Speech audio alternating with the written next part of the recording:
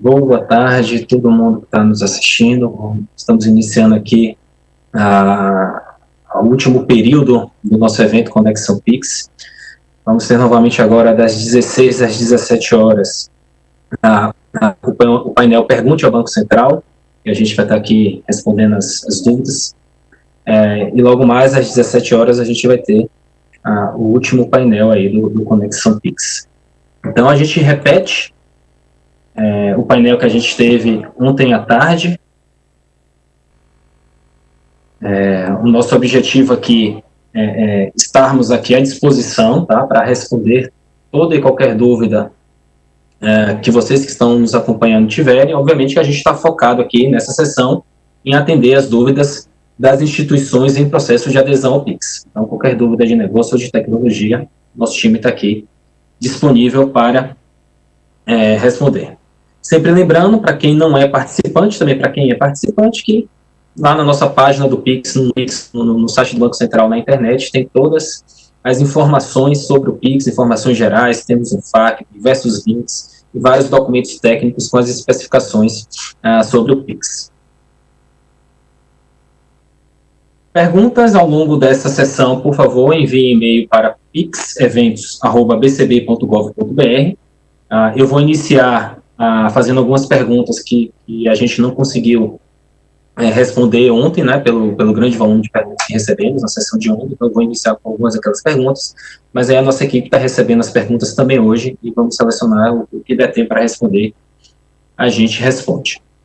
Mais uma vez aqui comigo, bom, eu sou Breno Lobo, tá, para quem não me conhece, eu estou aí no time que está coordenando a implantação do Pix aqui dentro do Banco Central, e hoje aqui comigo, mais uma vez, como ontem, a Janaína Thier, que também faz parte do time do Departamento de Competição e Estrutura do Mercado Financeiro. Ela está liderando o time responsável pelos regulamentos do PIX. E temos aqui também Alexandre Valerão, que é consultor do Departamento de Tecnologia da Informação do Banco Central, e ele é o gerente do projeto de TI relacionado ao PIX.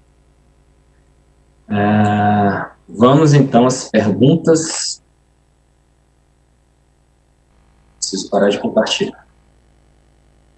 Agora sim, podemos começar as perguntas.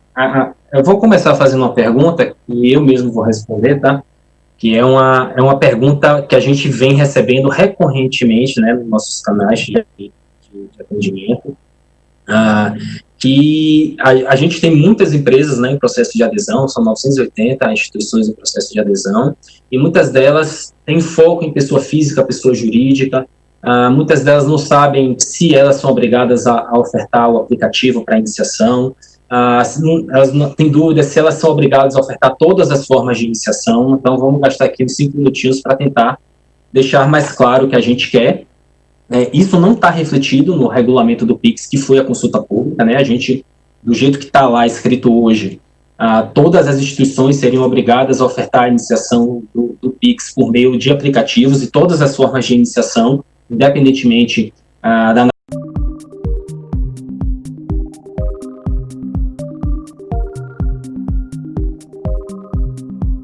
se daria através de operações compromissadas com o Banco Central. Neste sentido, já há uma previsão mais definitiva de qual seria o custo dessas compromissadas. Da parte do Banco Central, né, a oferta de liquidez, mecanismos de liquidez ofertadas pelo Banco Central, não existe essa possibilidade de oferta de liquidez para o Pix fora da grade de funcionamento do SPB, e aí eu estou incluindo também aquela grade extra das 18h30 às 19h que a gente vai abrir para que sejam possíveis feitas as movimentações nas contas reservas, contas de liquidação e contas de correspondente de moeda eletrônica, né? Então isso aqui que eu estou chamando de grade, né? Para deixar bem claro. Então o Banco Central se limita a essa grade extra. Então, enquanto estiver fechado nos outros horários, o Banco Central não provê. O que a gente está tentando viabilizar são mecanismos privados para ofertar essa liquidez para o PIX, né? E aí por meio de infraestruturas do mercado financeiro, que precisam ser devidamente autorizadas, e a gente está estudando alguma outra modalidade que possa prescindir da atuação de um IMF, mas ainda está muito incipiente. A questão de algum IMF a gente já está estudando e está em desenvolvimento. Sobre o custo da operação, né, tem uma resolução específica que coloca a operação compromissada, esse custo ainda não foi definido, então a gente mais brevemente possível a gente vai definir, mas fica aqui logo tem um teto já dado, né, que é o teto do overnight, né, porque se a gente fosse usar uma operação do overnight, a gente nem precisaria criar um mecanismo extra de liquidez, então já dá para saber aí que existe um limite para esse custo que vai ser cobrado. Passar para mais uma pergunta, vou mandar para o Valerão, essa daqui também é da Simone Silva, do Banco BS2. O Banco Central está prevendo um ambiente de contingência para o SPI, assim como o STR possui o STR Web?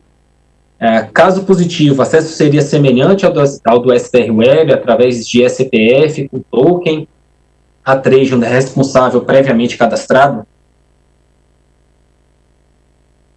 No caso específico do PIX, não faz muito sentido um mecanismo de contingência como o STR Web. O STR Web é um mecanismo que, em geral, serve para fazer ali umas poucas transações. O que acontece com relação ao desenho do PIX? Por ser um sistema que vai atender transações de varejo, ele já foi, na verdade, pensado com um nível de contingência interno.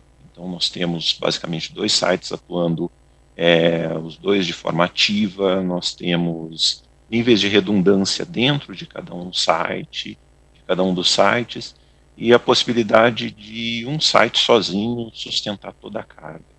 Então, o trabalho de contingência em torno do PIX foi nesse sentido, de já criar o sistema com os mecanismos de contingência necessários para que ele tenha uma disponibilidade alta compatível com operações de varejo. Valeu, Valerão. Passar a próxima para a Janaína, tá?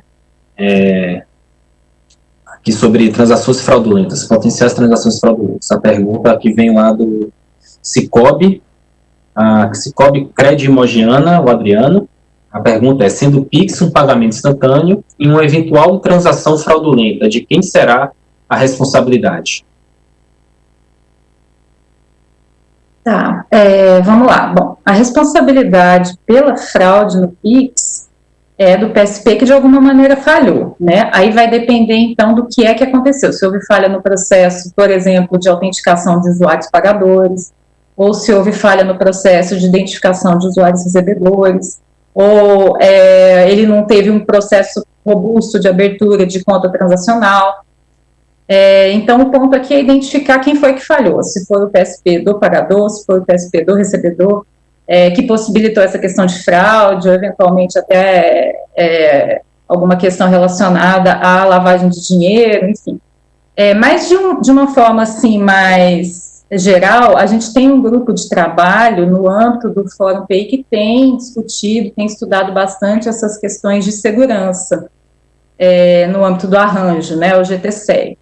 Então, eles têm trabalhado bastante nessas questões. A gente também, nas regras do PIX, está prevendo tempos diferenciados, para que os participantes tenham condições de, caso haja suspeita de que uma transação é fraudulenta, ou que ela possa estar infringindo alguma questão de PLD, que ele tenha um tempinho ali adicional para fazer as verificações necessárias. É só esse complementozinho em relação à preocupação e aos cuidados que o Banco Central está tendo em relação ao tema. Mas, em síntese, é isso. A fraude é responsabilidade do participante que falhou nos seus controles, nas suas verificações. Ok, lembrar para todo mundo que está assistindo a gente que as perguntas podem ser enviadas, tá, para a nossa caixa pixeventos@bcb.gov.br para a gente continuar respondendo aqui. Mais um para o Valerão sobre a API de recebimento, tá? Vem lá do Marlon Reinaldo Martins, do Mercantil do Brasil. Em analogia às compras feitas em cartões de débito ou crédito, grandes varejistas consomem API dos credenciadores e subcredenciadores para permitir a integração da compra com sistemas de ERP para automatizar o faturamento da venda. O API de conciliação, né, que a gente vem chamando de API de recebimento, terá essa funcionalidade? Quem proverá o serviço de API de recebimento ao varejista? Será o PSP que oferece a opção de recebimento do PIX? Vamos lá, Valerão. A API de recebimentos, ela está concebida exatamente com essas funções. A ideia é uma API provida pelo PSP recebedor, onde ele vai ofertar ali para os lojistas que usam o serviço dele, alguns serviços, como por exemplo geração de QR Code, verificação de pagamentos específicos e também funcionalidades de conciliação.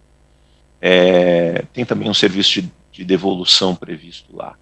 Então, esses serviços de conciliação poderiam ser usados dentro de um ERP.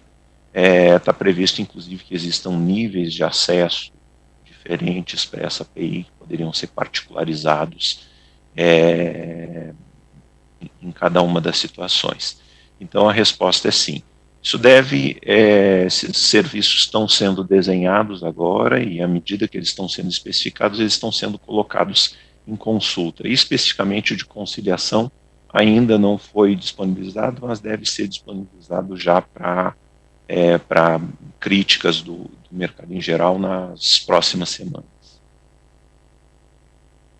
Ok, galera. Então, chegou um aqui sobre Pix agendado. Eu vou responder esse daqui, vem lá do Rafael Fortes.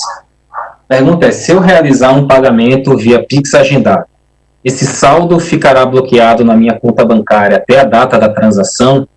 Como garantir que na data programada eu vou ter saldo para quitar esse agendamento? Ou pelo contrário, meu cliente me passa um Pix agendado para 30 dias. Como eu vou saber que na data a transação será realizada? A Janaína já explicou isso na sessão de ontem, né, que a gente tem um Pix agendado e a gente tem um Pix agendado não cancelável, né, que a gente está tendendo a mudar o nome desse produto para ficar mais claro, que a gente percebeu que nesse processo de consulta houve uma certa confusão. Então, mal comparando, o Pix agendado é como se eu estivesse agendando uma TED, né? Então, eu vou fazer um agendamento, vou agendando um boleto, vou fazer um agendamento para pagar uma conta que vence no dia 10, e nada garante que eu vou ter saldo naquela conta. O saldo não fica bloqueado entre o dia que eu agendei até o dia da efetiva iniciação do pagamento, ele não fica bloqueado, ele é livre de utilização. Chegou no dia que eu agendei, o meu prestador de serviço de pagamento tentou iniciar o Pix agendado e não tem o saldo, ele não vai. Então, não tem essa garantia que exista. Pensando na sua segunda pergunta, e aí a gente parte para esse Pix agendado não cancelado, seria um Pix a prazo, alguma coisa semelhante, aí sim, quando a gente fala a impossibilidade de cancelamento, eu estou garantindo que aquele pagamento será efetivado. E aí o não pagamento configuraria, né, um não cumprimento de uma obrigação realizada. Então, obviamente, aí teria que ter alguma linha de crédito disponibilizada, caso o pagador não tenha saldo na sua conta. Então, isso aí terá que ser desenhado facultativamente pelos diversos participantes, tá? Então, é uma oportunidade que a gente está abrindo aqui também nesse âmbito de mundo de agendamentos, parcelamentos, para que cada participante do Pix crie novos produtos em cima dessa funcionalidade que a gente... Vou passar mais um aqui para o Valerão. Essa aqui também é sobre QR Code, mas é mais técnica. Vou fazer para o Valerão. Vem lá do Davi Ribeiro, da PagVeloz. São 3 perguntas, tá? Todas relacionadas ao QR Code. Existe um limite de geração de QR Code dinâmico ou estático por recebedor? Eu acho melhor você responder uma que fica mais fácil. Ok. Não temos nenhum limite estabelecido. Supõe-se que na relação ali entre o PSP e o lojista podem existir alguns, pacotes de serviços com números específicos com limites de QR Code, mas em princípio nós não estabelecemos limite nenhum. Segunda pergunta sobre QR Code: existe algum cenário em que se pode desabilitar um QR Code e posteriormente habilitá-lo novamente? Existe o cenário de desabilitar um QR Code. a gente até então não nos deparamos com uma necessidade de negócio de reabilitar um QR Code que tenha sido desabilitado. Pelo menos até então isso não apareceu, não é possível pelo que está desenhado até agora.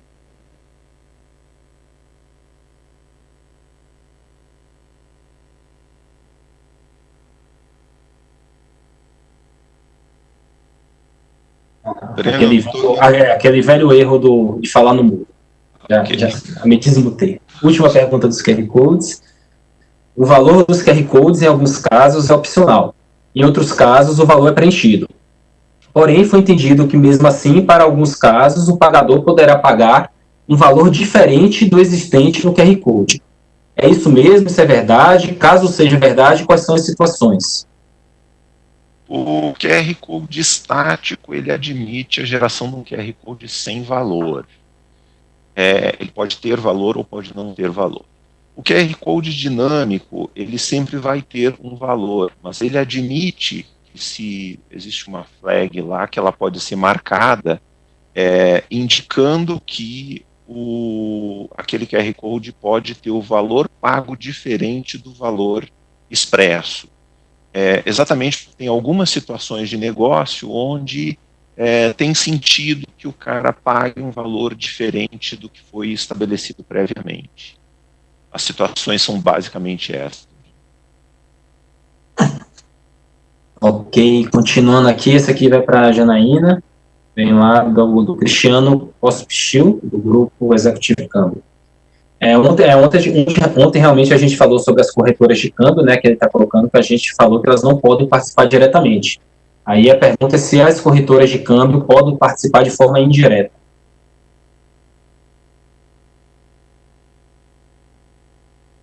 Aí aqui de novo a gente volta naquela questão de poder ofertar conta transacional, né, e os tipos de conta a partir das quais a transação PIX pode ser agendada.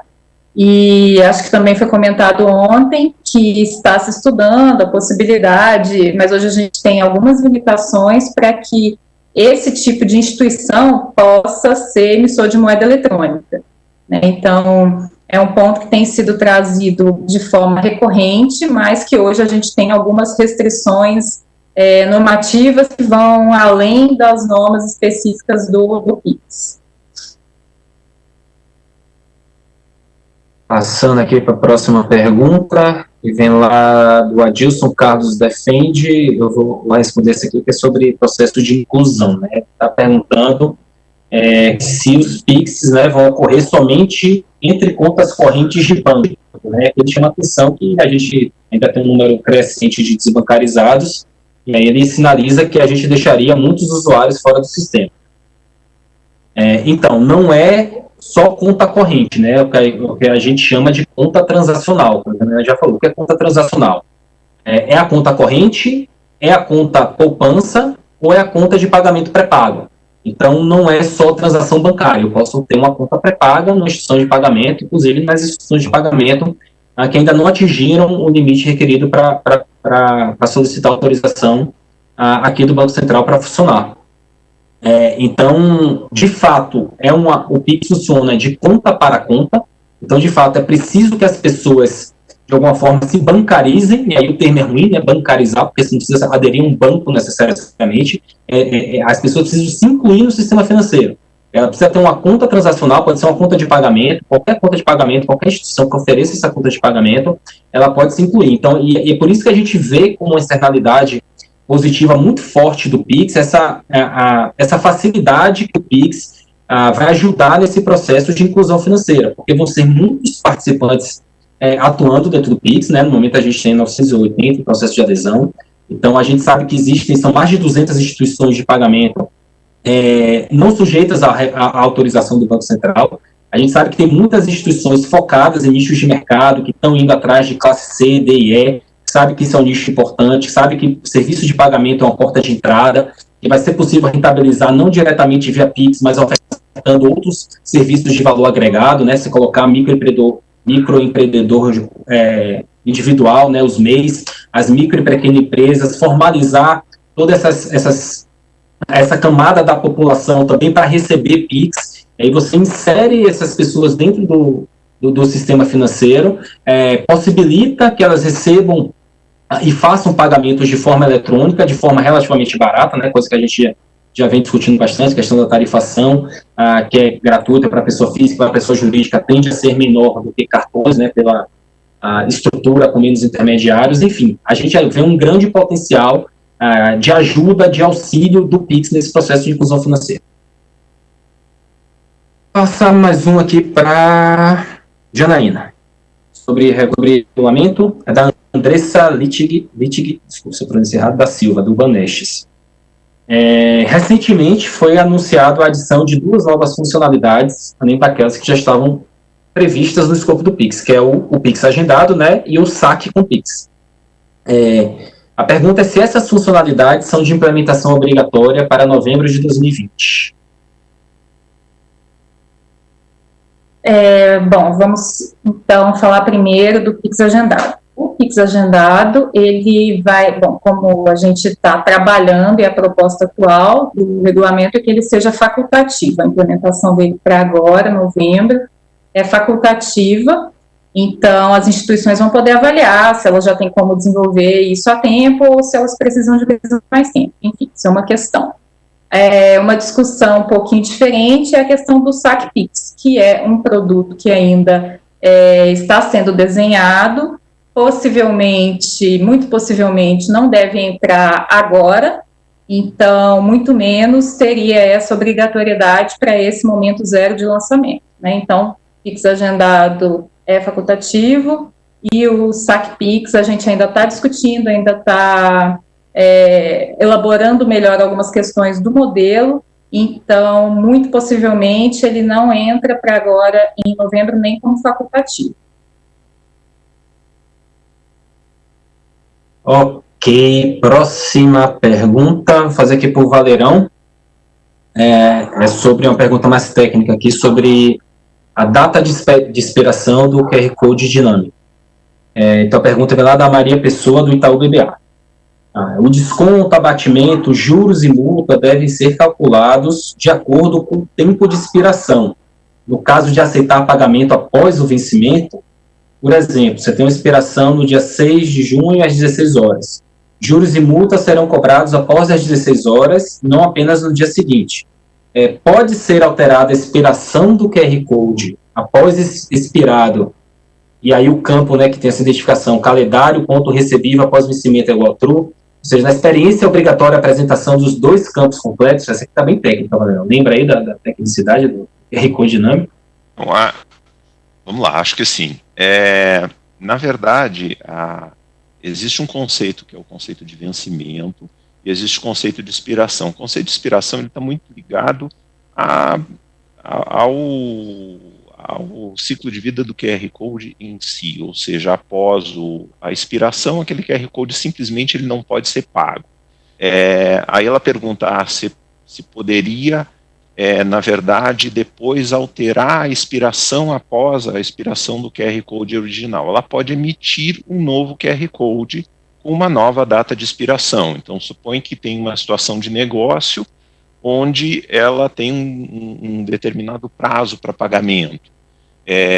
Ela poderia, depois disso, emitir um novo QR Code. Nesse caso específico que ela fala, aparentemente o conceito está mais ligado à data de vencimento, que aí a ideia de data de vencimento é daquele documento que tem que ser pago. Então ela pode estabelecer que só pode ser pago até a data de vencimento e, eventualmente, que pode ser pago até a data de vencimento, e aí tem informações de juros, multa, que estão lá. Acho que é isso que... Mais uma pergunta, vou fazer essa daqui, é sobre a possível uso do PIX para pagamento de impostos. Acho que esse aqui é um tema legal, a gente não abordou, vem lá da Luciana Marques Vieira da Silva Oliveira, procuradora aqui do Distrito Federal. Eu vou responder essa daqui. Seria possível o recolhimento do tributo sobre vendas e serviços, ICMS e ISS, na própria transação do PIX, desde que o Estado ou o município fixe o valor a cobrar da operação de forma mais assertiva. Em termos de tecnologia, já é possível, considerando que o Brasil é um dos pioneiros em informações fiscais digitais e tem um sistema bancário dos mais modernos do mundo, também não poderíamos ser pioneiros na utilização do Pix para pagamento direto do imposto sobre venda, evitando, assim, a inadimplência programada que afeta os cofres públicos e a concorrência. Essa questão de pagamento de imposto usando o Pix é bem interessante. A gente já tem um acordo de cooperação técnica com a Secretaria do Tesouro Nacional, né? Também está desenvolvendo seus sistemas para já entrar em novembro deste ano, né, junto com o Pix, possibilitando que todos os cidadãos e empresas paguem taxas cuja responsabilidade de arrecadação é do Tesouro Nacional, né? Não é imposto federal propriamente dito, que aí é via Receita Federal. A gente está falando aqui de taxa, então, por exemplo, a taxa de pagamento de emissão de passaporte, taxa de inscrição em Enem, taxa de inscrição em concurso público, taxa para liberação de mercadoria em portos, Anvisa, entrada em parques federais, etc. Coisas arrecadadas pelo Tesouro Nacional. Em novembro, né, aí a depender do cronograma de implantação do Tesouro nesses vários serviços que o governo federal provê, elas poderão ser pagas por meio das funcionalidades do Pix, né, o QR Code, o pagamento por meio do aplicativo, por meio do Internet Bank, enfim. A gente está em um trabalho em conjunto com o Tesouro para desenvolver todas essas funcionalidades. E a pergunta é voltada para imposto, efetivamente, aqui a arrecadação estadual e municipal, né, ICMS e ISS especificamente. Tecnologicamente falando, o nosso sistema está super pronto para isso, tá? Então, a gente, inclusive, já conversou com algumas secretarias estaduais e municipais de fazenda. No caso, eu não sei se a gente abordou esse tema ontem, ou em algum outro momento aqui do evento foi abordada a questão dos entes governamentais, né? O participante do Pix é só o Tesouro Nacional. O Tesouro Nacional tem uma continha aqui no Banco Central, ele movimenta e que tira e coloca recursos na conta única do Tesouro diretamente. Os entes federativos, os municípios, eles não serão participantes do Pix, mas eles poderão ser usuários do Pix. Então, eles podem contratar os serviços de algum participante do Pix, né, qualquer um, pode ser banco, cooperativa, financeira, instituição de pagamento, SCD, qualquer instituição.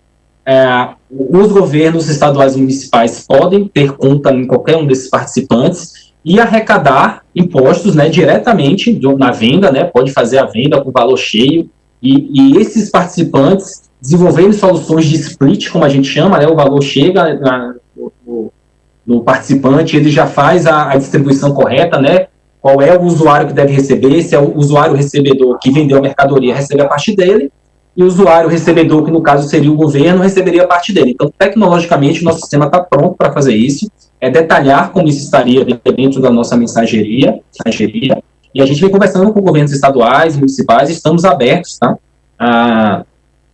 Se tiver alguém representante querendo conversar com a gente, manda um e-mail para a gente, pix@bcb.gov.br, que a gente inicia essas conversas também.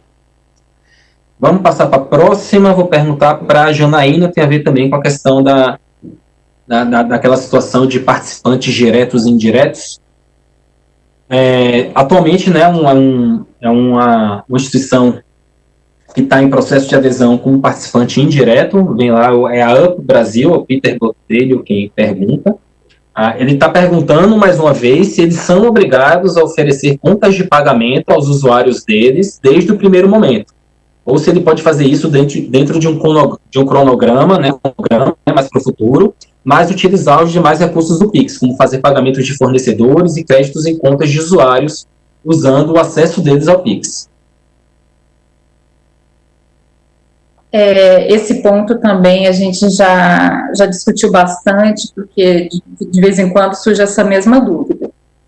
Mas é um requisito fundamental no nosso entendimento, e isso vai ser mantido no regulamento dessa forma. Foi assim para a consulta pública, que a oferta de conta transacional, ela deve acontecer desde o primeiro momento, né? Então, todo participante do Pix, ele tem que ser capaz de ofertar para todos os seus usuários, tanto a iniciação do Pix quanto o recebimento. A gente entende que prejudicaria a imagem, prejudicaria... Estão me ligando aqui, peraí. A gente entende que prejudicaria o entendimento de todo mundo em relação à abrangência, às funcionalidades do Pix, ter essa oferta parcial, vamos chamar assim, do instrumento. Então, não, desde o primeiro momento ele tem sim que ofertar a conta transacional para os seus usuários. Vamos aqui para a próxima. Essa aqui eu vou responder também. Tá? Vem lá da PagSeguro, da Aline Espínola Tiba. São duas perguntas aqui em uma, né, que eu vou colocar aqui. Se os números do Pix serão divulgados aos participantes e como será o acompanhamento do Banco Central nas transações que são liquidadas dentro do próprio participante do Pix, né? Então, a gente ainda não definiu exatamente como a gente vai divulgar e como a gente vai acompanhar. O fato é que a gente já vai ter todas as informações das transações que forem liquidadas dentro do sistema de pagamentos instantâneos do Banco Central, né? Dentro do SPI a gente tem a informação de forma instantânea, em algum momento a gente vai divulgar, a gente divulga os números do STR, por exemplo, cada infraestrutura do mercado financeiro divulga o seu volume de transações, as quantidades de transação, então uma coisa que a gente está em processo de discussão, como será essa divulgação, em que periodicidade, em que granularidade, mas sim serão divulgados. E aí o acompanhamento das transações liquidadas dentro de cada participante, a gente também está estruturando a forma como a gente vai acompanhar essas transações. Tá? É certo que vamos pedir os dados de cada participante, fazem parte do arranjo, né? O Banco Central como instituidor desse arranjo PIX, a gente tem a obrigação de acompanhar todas as transações que acontecem nesse arranjo e aí inclui as transações internas. Então, a gente vai elaborar uma forma de ser operacionalizada essas informações, a forma como serão divulgadas essas informações e em algum momento, brevemente, nas próximas semanas, a gente divulga para todo mundo. Eu vou fazer uma última aqui para acabar, tá? A gente está aqui naquele processo de transição entre sessões, lembrando para vocês que a gente vai ter a nossa última sessão desse evento Conexão Pix daqui a pouquinho, às 17 horas, focada no processo de adesão ao Pix. O nome específico é Preparação para a Estreia do Pix, que eu também terei o prazer de moderar. E aqui eu vou finalizar uma última pergunta para a Janaína, que o nosso tempo já está quase esgotado. Vem lá do Arthur Araújo Ribeiro. Você também já respondeu essa, mas reforçando, essa instituição de pagamento pode ser um participante direto do Pix. E aí a pergunta é muito no sentido da interoperabilidade, né? Está chamando aqui de wallets, né? Que seriam essas instituições de pagamento. Será possível fazer transferências entre essas instituições de pagamento diferentes? Então, eu tenho uma conta na wallet, na instituição de pagamento A, eu vou conseguir fazer um Pix para uma conta que outra pessoa tenha em outra wallet barra instituição de pagamento B? Essa é a pergunta, mais ou menos essa ideia de interoperabilidade que o Pix traz. Eu acho que, na verdade, esse é um dos principais objetivos do Pix, justamente você poder transferir dinheiro da instituição que você está para qualquer outra, em pouco tempo, sem a menor dificuldade. Essa interoperabilidade, como ele está chamando aí, ela é viabilizada por meio dessa participação ampla e aberta que a gente está promovendo. Ou seja, se a sua instituição é participante do Pix e a outra instituição também é participante do Pix, essa transferência ela vai acontecer. Como a gente está tentando trabalhar de uma forma a facilitar, a promover justamente a entrada de um número bastante significativo, bastante grande de instituições, é muitíssimo provável que você consiga transferir dinheiro para quem você quiser. Aquela obrigatoriedade de participação que a gente colocou para as instituições de maior porte já pega aí um percentual muito grande de contas ativas. Mas, além disso, a gente percebeu que durante esse processo todo de adesão, como o Breno mencionou, a gente tem um número gigantesco de instituições que aderiram. Então A ideia é justamente essa, que você possa transferir dinheiro de onde você está para qualquer instituição. Desde que as duas sejam participantes, né? Então é isso, pessoal. Estamos chegando aqui no final da nossa sessão Pergunte ao Banco Central. Agradecer mais uma vez a Janaína e ao Alexandre Valerão pela participação aqui nesse painel. Pedir desculpa, tá, se você mandou uma pergunta e a gente não conseguiu responder. A gente recebeu muitas perguntas, o nosso time fez aqui uma pré-seleção, a gente já viu que ficamos várias sem responder. A gente deu preferência às perguntas enviadas para as instituições em processo de adesão. Mais uma vez aqui reforçando que após a edição do regulamento do PIX, muito provavelmente no final de julho, a gente vai fazer mais um evento parecido com o Conexão PIX, específico, né, sobre o regulamento do PIX, para a gente deixar bem claro tudo que está lá dentro do regulamento, esclarecer as dúvidas. Então, fazer a propaganda aqui do evento que já está sendo organizado, muito provavelmente ali para a primeira quinzena de agosto. Então, agradecer a todo mundo que nos acompanhou pelo YouTube, e lembrar mais uma vez que às 17 horas teremos a última sessão, o último painel, né, do Conexão PIX, com a preparação para a estreia do PIX, com representantes do Safra, da Matera, da CM, da Nubank, e eu estarei moderando esse painel. Então, daqui a 10 minutinhos, ao tempo de beber uma água, a gente se vê daqui a pouquinho. Obrigado a todos, até mais.